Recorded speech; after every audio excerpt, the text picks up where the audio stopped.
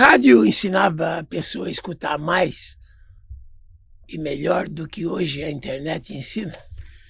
Não, a rádio tinha uma experiência muito diferente. Quem ouve rádio tem uma experiência de escuta. E essa experiência de escuta, ainda que o locutor estivesse distante, é uma experiência de construção da imagem própria, né?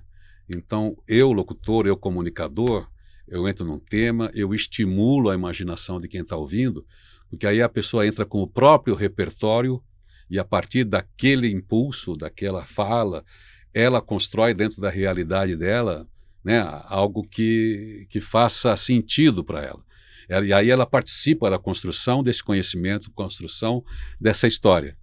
Então, você tinha um tempo maior de elaboração disso. É como a gente, nos anos 70, parava para curtir um som. Porque a gente gostava de músicas que tinham solos, faziam viagens e tal. E agora a música tem que ter 2 minutos, 3 minutos, agora por causa do TikTok, daí tem que ter 40 segundos, enfim.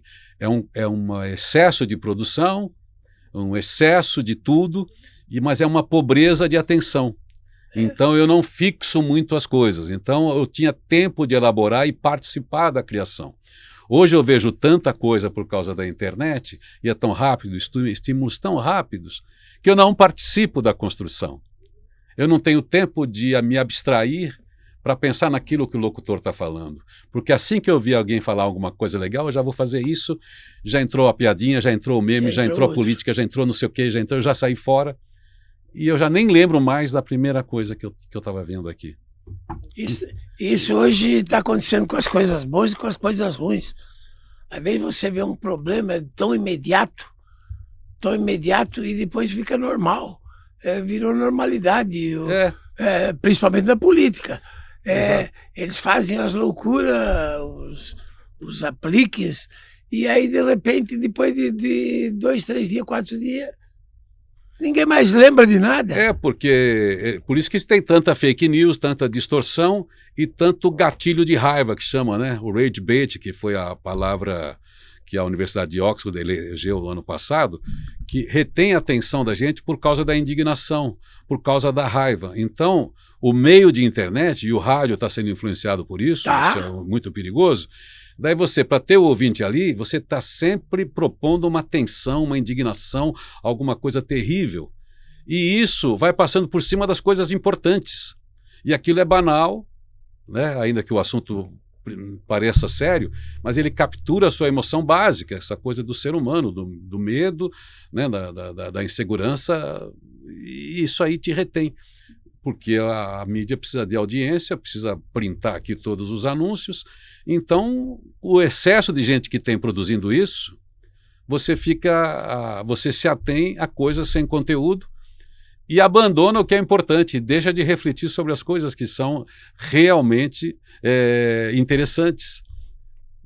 Porque é muito rápido. Você já saiu da coisa séria para piada, da coisa séria para piada e tal. Ou você fica numa bolha que só discute aquele assunto, como você tem aí. Fica naquela bolha, acha que aquilo está acontecendo, você fica daquele lado partidário, é só aquilo que você fala, é só aquilo que você responde, é só aquilo que você acredita.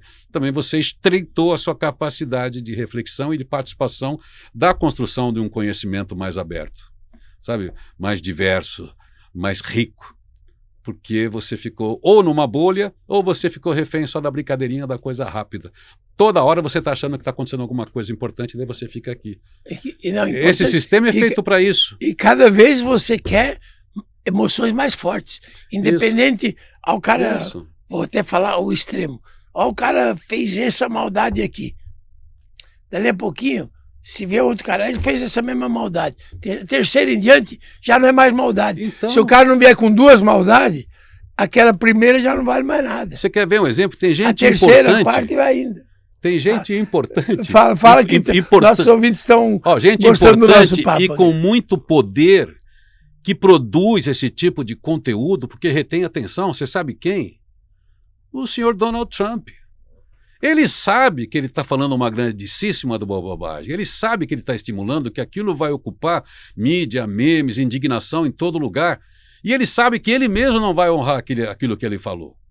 Mas ele é um cara da mídia, ele é um cara desse tipo de, enfim... Modernismo, vai. Não vou dizer modernismo, enfim, ele precisa reter essa audiência, é o modelo de personalidade dele, narcisista, enfim, das coisas dele.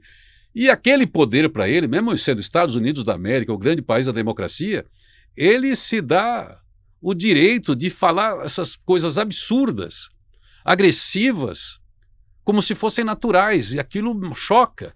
Aquilo retém, tem gente que até gosta. E tem gente que fala, como que ele fala uma coisa dessa? Mas aquilo no dia seguinte mudou. Daí a guerra, hoje eu acabo com uma nação, amanhã não acabo. Ou seja, porque é tão horrível aquilo que ele diz.